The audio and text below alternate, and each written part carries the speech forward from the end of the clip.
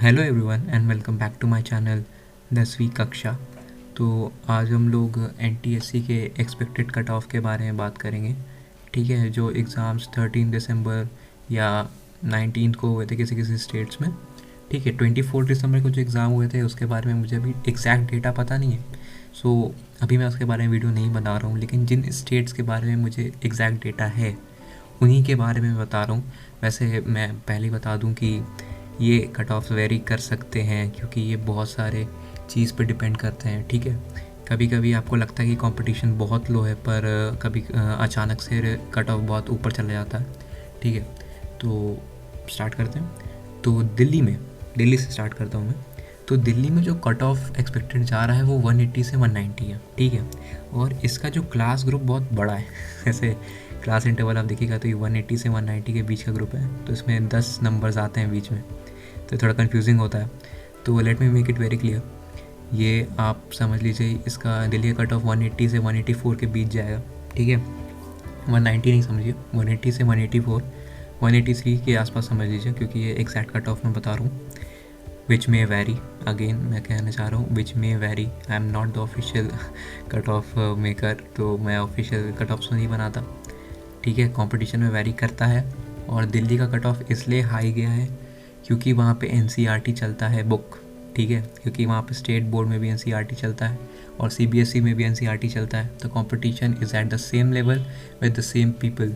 ठीक है, तो टक्कर का कंपटीशन रहता है, इसलिए इंटेलिजेंट बच्चे भी रहते हैं वहाँ पे, तो इसलिए 180 से 190 बीच का आप कट ऑफ समझ लीजिए। गुजरात का और मध्य प्रदेश का और राजस्थान का, ठीक है, ये 3 स्टेट्स का क्या रहता है। इन 3 स्टेट्स का थोड़ा आप समझ लीजिए, तीनों हमेशा लगभग एक ही प्लेटफॉर्म पे रहते हैं। जैसे गुजरात, ठीक है, मध्य प्रदेश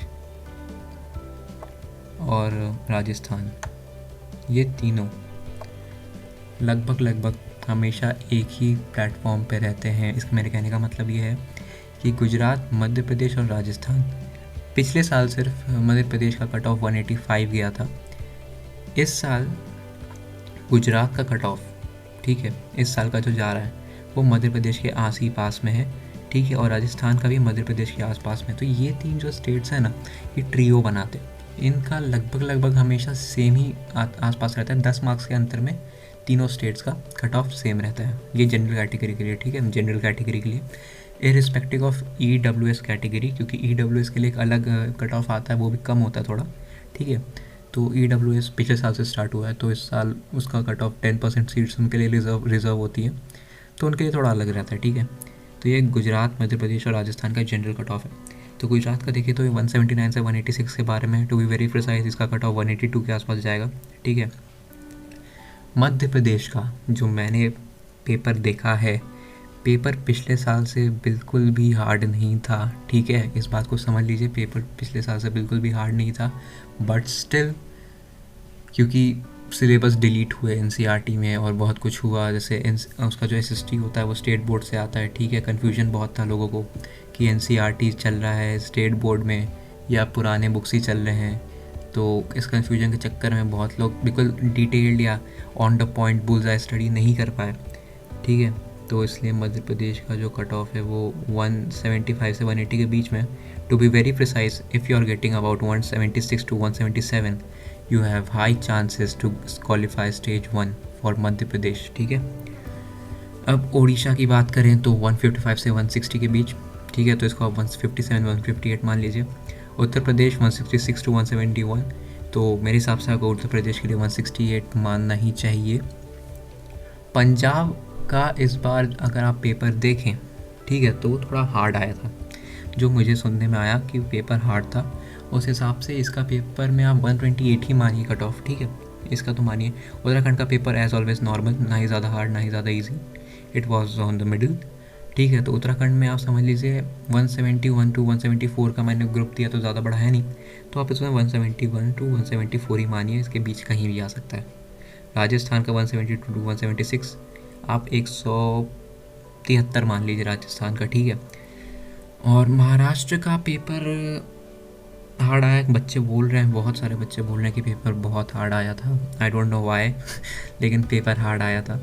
ठीक है। और वैसे भी कोरोना का टाइम चल रहा है, बच्चे पढ़े नहीं थे, तब भी पेपर हार्ड था। इस हिसाब से अगर आप कंसिडर करिए तो 115 के आसपास मान सकते हैं। ठीक है।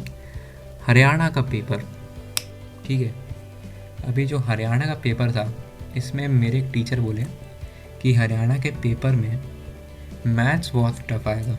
ठीक है।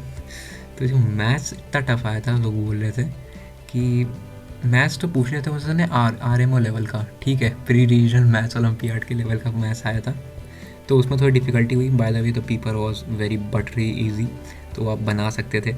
ठीक है। छत्तीसगढ़ का बिल्कुल 121 टू 120 120 टू 121 है, तो सामने दिख रहा है। और चंडीगढ़ का भी 175 से 80 के बीच में। तो चंडीगढ़ का वही रहता है। ठीक है। पेपर तो सबका ईजी आया था। और पिछली बार टॉप रैंकर्स में मध्य प्रदेश था, क्योंकि सबसे हाईएस्ट कट ऑफ गया था पिछली बार उसका, विच वॉज 185। तो इफ़ यू आर अबव 180 इन Madhya Pradesh, you should think that you are selected. बिल्कुल आपको सोचना चाहिए इस बारे में, ठीक है, कि आप सेलेक्टेड हो ही हो। क्योंकि मध्य प्रदेश का इस बार पेपर टफ तो नहीं था मैं कहूँगा, लेकिन वही बात है, इस बार कोरोना का समय था, plus the confusion related to the books of the SST. ठीक है। और सब स्टेट्स का मैं बाद में बताऊंगा। ठीक है, मतलब जब मेरे पास डेटा आ जाएगा उसका सही तरीके से। तब तक के लिए स्टे ट्यून्ड। और मैंने चैनल पे फ़िज़िक्स सीबीएसई बोर्ड के लिए, मतलब फ़िज़िक्स के भी लेक्चर्स दिए हैं, जैसे human I and the colourful world, light reflection and refraction, तो आप उसको चेकआउट कर सकते हैं। और मैं आगे भी वीडियोस लाऊंगा उसके बारे में, some related to science and SST and English before the CBSE board examination. ठीक है। तो अभी के लिए इतना ही। Will meet you in the next video. Thank you.